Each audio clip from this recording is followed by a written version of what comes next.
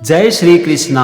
आज हम समझेंगे श्रीमद् भगवद गीता के 6ठे अध्याय का 44वां श्लोक। यहाँ पर भगवान श्री कृष्ण अर्जुन से कहते हैं, पूर्वाभ्यासेन तेनैव ह्रियते ह्यवशोऽपि सः जिज्ञासुरपि योगस्य शब्द ब्रह्माति वर्तते।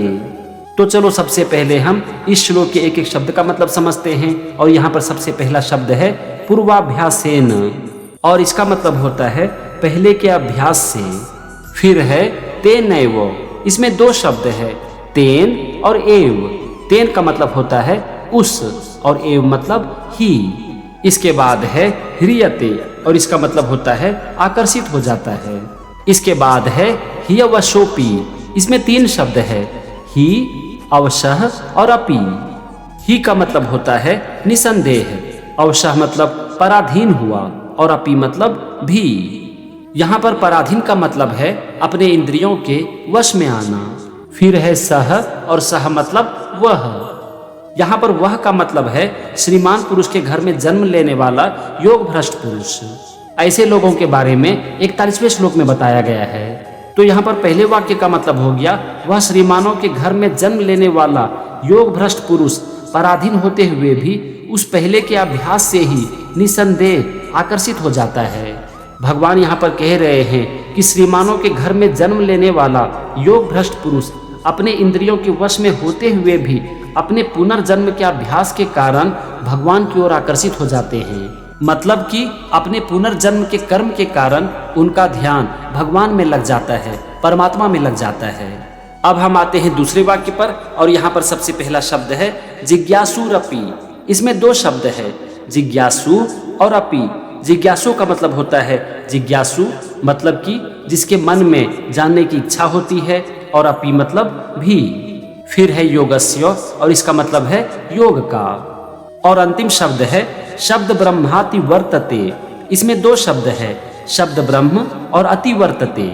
शब्द ब्रह्म का यहाँ पर मतलब है वेद में कहे हुए सकाम कर्मों के फल को। सकाम कर्मों के फल का मतलब हो गया कर्म के फल की इच्छा रखना। और अति वर्तते का मतलब होता है उल्लंघन कर जाता है। आप यहाँ पर देखो, शब्द ब्रह्माति वर्तते का मतलब हो गया वेद में कहे हुए सकाम कर्मों के फल का उल्लंघन कर जाता है। कहने का यहाँ पर मतलब हुआ कि वेदों में जो कर्म के फल की बात की गई है उससे वो परे चला जाता है, मतलब कि कर्म के फल को त्याग देता है। तो यहाँ पर दूसरे वाक्य का मतलब हो गया योग के जिज्ञासु भी वेदों में कहे हुए सकाम कर्मों के फल का उल्लंघन कर जाता है। मतलब कि जो योग के जिज्ञासु होते हैं वो भी कर्मों के फल से परे चला जाता है, यानी कि वो कर्मों के फल को पूरी तरह से त्याग देता है। ये था श्लोक के एक एक शब्द का मतलब और दोनों वाक्य का मतलब। चलो हम दोनों वाक्यों को जोड़ते हैं और समझते हैं पूरे श्लोक का मतलब। इस श्लोक में भगवान श्री कृष्ण अर्जुन से कहते हैं कि हे अर्जुन, वह श्रीमानों के घर में जन्म लेने वाला योग भ्रष्ट पुरुष अपनी इंद्रियों के वश में होते हुए भी अपने पुनर्जन्म के अभ्यास के कारण भगवान की ओर आकर्षित हो जाते हैं। और जिसकी इच्छा योग में होती है, जो योग के जिज्ञासु होते हैं, वो कर्मों के फल को पूरी तरह से छोड़ देते हैं। भगवान यहाँ पर कह रहे हैं कि जो योग भ्रष्ट पुरुष होते हैं, भले ही वो योग का अभ्यास नहीं कर पाते हैं, लेकिन उसका ध्यान योग में होता है, उसकी श्रद्धा योग के प्रति होती है।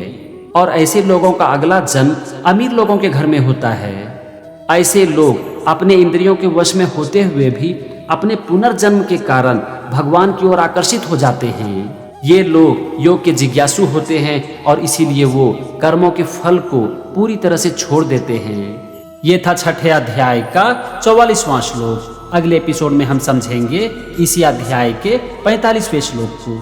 तब तक के लिए जय श्री कृष्णा।